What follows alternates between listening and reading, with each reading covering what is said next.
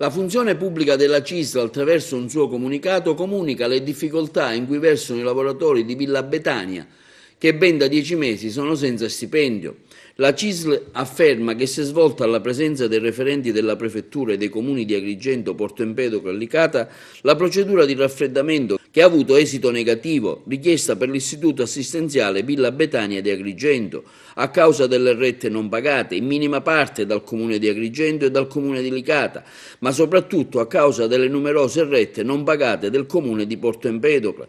I lavoratori comunque continuano diligentemente a svolgere il proprio lavoro, avanzano da Villa Betania spettanze per ben 10 mensilità, oltre la 13ª.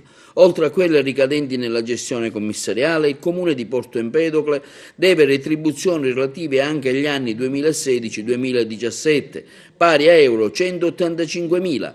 Lo stesso Comune, inoltre, in aggiunta alle quote spettanti non versate, ha trattenuto le quote relative ai contributi che gli stessi anziani, in compartecipazione delle spese sostenute, dovevano versare, appropriandosi di somme che sarebbero dovute andare per intero nelle casse di Villa Betania. Il sindacato si chiede inoltre quale lavoratore sia disposto ad aspettare tanto tempo in una situazione di disagio economico e familiare, pur prestando la propria attività lavorativa al servizio di anziani soli che non hanno la possibilità di una residenza o di un'assistenza continua. Fra questi, molti ospiti della Villa Betania sono anche in situazioni di completa non autosufficienza.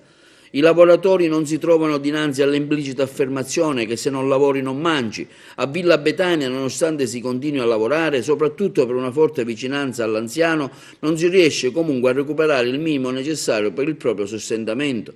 Abbiamo chiesto, dice la CISL, ai responsabili prefettizi che si facciano inoltre portavoce presso il governo regionale per lo sblocco di ulteriori somme previste per legge ma non erogate, situazione questa che potrebbe lenire questo grave disagio, scongiurando così la chiusura di un ente storico ma soprattutto di pubblica utilità.